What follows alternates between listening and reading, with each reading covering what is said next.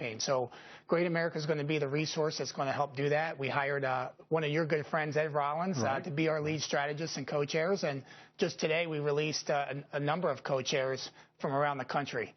Yeah, and you've got, what, 6 billionaires involved? Hopefully and counting, right? My buddy Boone Pickens, who else? Well, Boone's going to do an event for us down in Texas. Angela Fair, who's the CEO, is going to be very helpful. Stanley Hubbard's very helpful to us. One of our founders is Bill Doddridge, who owns the Jewelry Exchange. So, you know, we have the type of group that we're not even going to... And they're not in to bring in the small dollars.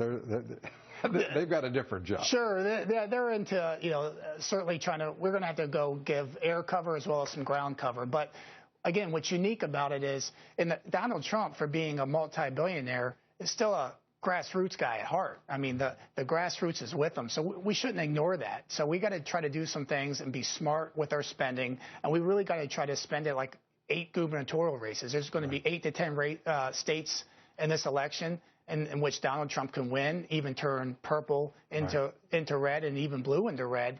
And so we shouldn't ignore that. Yeah, you shouldn't ignore it. And I love this contest that you can tell is taking place during the campaign at various moments. This idea about whether Trump can call somebody an SOB or not, whether he can be himself. And I love to hear the back conversation, but the fact is he keeps saying exactly what he means, whether it looks like terrorism to him, and that's what people love. I mean, the strategists would be crazy to mess with that. No, and not only that, but if he would let them, I'm not right. Well, he's not somebody that's you know, led by political consultants. I mean, the one thing that he has shown is, you know, the political consultancy class and even the media, with all due respect, yeah, you know, well, I hope so. I hope so. Yeah, they're not going to shape the public opinion. He's going to shape the public opinion. You know, I've said to some of my colleagues in the illustrious national media, I've said the problem so many people are having who sit in chairs like this on various broadcasts across the country, not here at Fox, but they're not used to a politician being bigger than the media. And this is the first time in my experience, and the only other time was with Ronald Reagan. You're dealing with a man who's bigger than the media, who understands who he is and what he does, and does it superbly. And you just see people wrestling with that. It's something I think the country ought to be grateful for, because it means there's a new era, you know, at hand. My wife and I met on the Arnold Schwarzenegger recall campaign. And it was not many people can say that.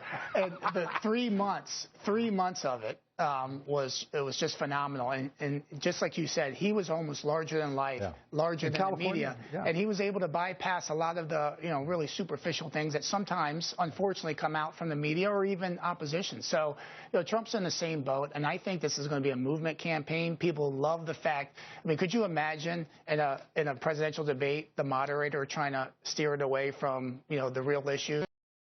Not to Donald Trump. Donald Trump's going to really have coattails during this election, and we're happy to be a big part of it. Yeah, and you know, it's interesting because coattails isn't a word that you've heard a lot from the establishment. And one of the complications, obviously, in all of this is that Donald Trump is running against the very establishment from whom he needs support and help now.